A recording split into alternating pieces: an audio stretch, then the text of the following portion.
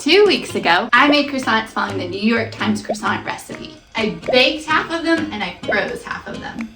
Today, we will be taking 2 of those frozen croissants and turning them into pretzel croissants. This is going to be a quick 10-minute breakdown of the process plus a little bit of history and science about the pretzel. Do I know exactly what I'm doing? Kind of. This has been a dream to make pretzelized croissants ever since I tasted one in Germany over Christmas. I attempted it once yesterday to get some practice, but it needs some more work today. The ingredients that you will need for this process are and lots of coarsely ground salt.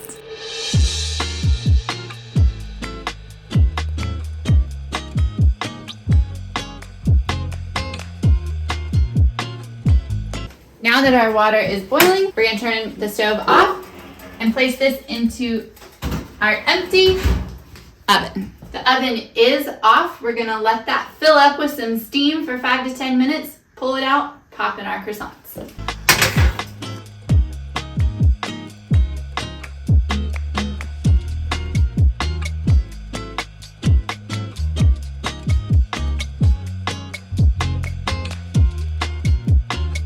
I promised you a 10-minute video. Unfortunately, the croissant making process takes a little longer than that.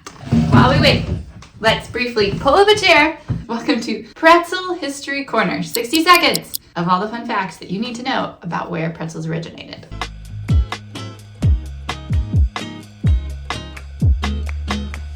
Just kidding, I looked it up on the internet. I think you'll take me more seriously though for the history if I wear the glasses. Pretzels most likely originated in Germany. There's a little bit of debate about where in Europe specifically they started from, but they have a long-standing history, as in like Middle Ages, 640 AD long-standing history, and a lot of ties to religious backgrounds and themes. Monks are often credited for creating the pretzel, and the shape of a pretzel resembles crossed arms or prayer. The name originally translated meaning little rewards, and pretzels were often given by monks to children as like a spiritual reward or treat. Pretzels were originally soft. They didn't become crunchy and crispy until much later in history, and they get their unique flavor and color from a lye bath before baking. Now, before you freak out and think, I don't remember there being lye on the ingredient list that you gave me at the beginning of this video, you're right, we're going to get to that in our science corner here in a second. It's thought that maybe those monks got clumsy one day and spilled some cleaning solution on top of their pretzels, and then we're like,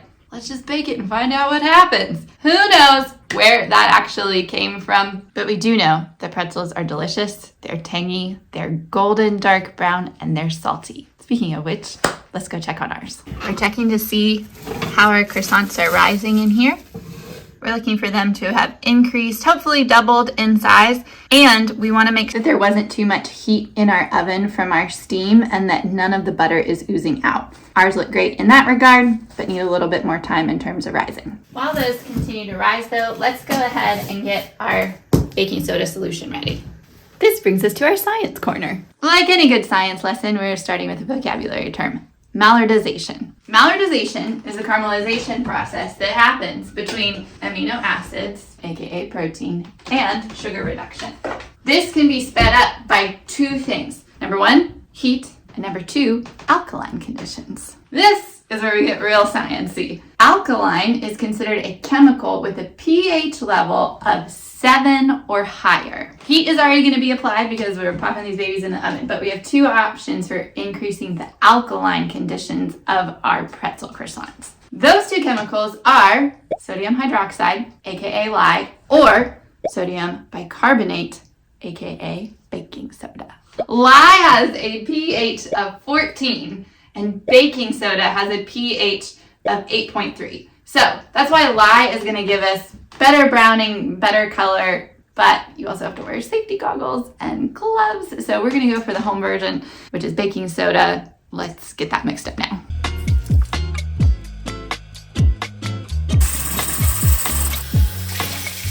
Okay, we've got our 4 cups of water. In here, I'm going to add a half a cup of baking soda to this mix. This to our water. From here, we're gonna go ahead and stir until dissolved.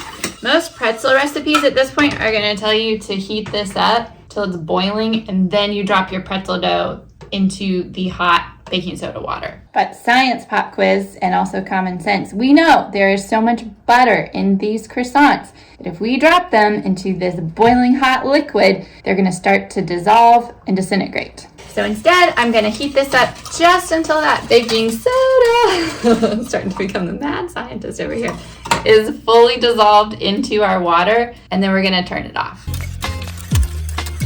At this point, we're going to go ahead and turn off our stove, pull that to the side, and then we're going to pull our croissants out. Oh, you can see. Oh, no! Okay, I didn't think that through. I put my, look at that. I put my sheet pan on the burner that I just turned off. See, that's why we don't drop these in boiling hot liquid. We're going to take our croissant. Man, that would happen so fast. We're going to take our croissant. We're going to dip it in our baking soda solution and then pull it out. Let's do that one more time with the other one. Oh, I'm so sorry, croissant, that I heated you up.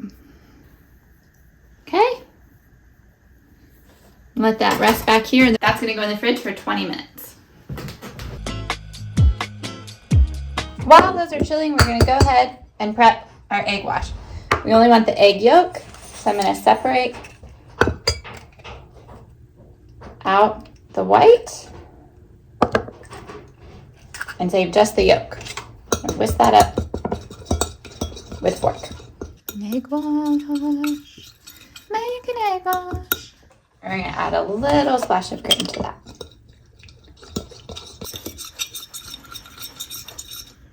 While we wait is to go ahead and preheat our oven. For me, it's going to be 350, and I'm going to make sure that my rack is up at the very top. Something I learned in my last attempt of making croissants, I had my rack too low and they got really, really dark on the bottom. Our croissants have chilled. We're going to go ahead and put some parchment paper down. Oh no, Riley. This is Riley. This is my sister Audrey's dog. Okay, I'm going to put some parchment underneath the croissant to help them not stick and not burn. 1, 2. Now to egg wash. We've got our egg wash. We're going to gently wash both of these croissants.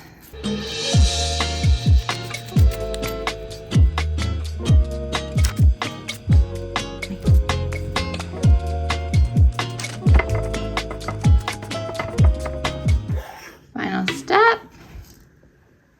Sprinkle with salt. Ready to make. Those are gonna bake for 20 to 30 minutes. Let's check these. Rotate them around. Starting to get some good color. Ooh, especially on that side, that's why we wanna rotate these. We're gonna set our timer again for another 12 minutes. Let's check and see how they're doing. We've still got all the flakiness of a croissant, but with the beautiful golden brown color of a pretzel. Look at that. Golden brown, salty, crunchy, but all the layers of a croissant. The one thing that I did do as I was kind of rotating it, there were a couple times where a lot of butter seemed to be oozing out. I'm not sure why today. Maybe I didn't chill it enough before I baked it. That is a possibility. But I just kind of poured that butter off the pan so that it wouldn't pool too much in the bottom and get too dark. I do feel really proud of how they turned out. This is still an ongoing process for me of learning laminated pastries at home, perfecting the recipe. Let's do a little taste test. Riley wants to do a taste test. That was very good. That's going to be it for today. Thank you so much for joining me. If you found value in this, if you just enjoyed the good time and want to be part of this community, I hope that you will hit the subscribe button. I am a small business owner and restaurant owner in Greensboro, North Carolina, and this channel is another way that I'm hoping to help support myself and my team. So I appreciate you being here, spending some time with me today. Drop a comment below if you have any questions about the process or if there's something else that you want to see me cover in the future, and I will see you next time.